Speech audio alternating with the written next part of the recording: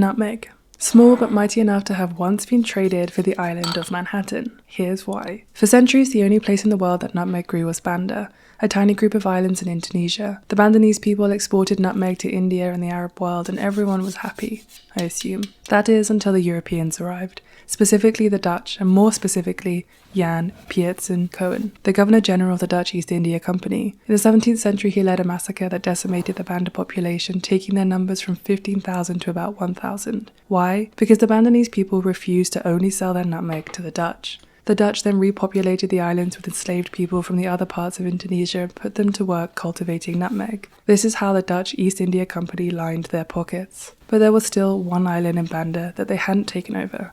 Roon, a British colony. Eventually they persuaded the British to swap it in return for a small Dutch settlement, which we know today as Manhattan, New York. Follow for part 3 of the history of our food.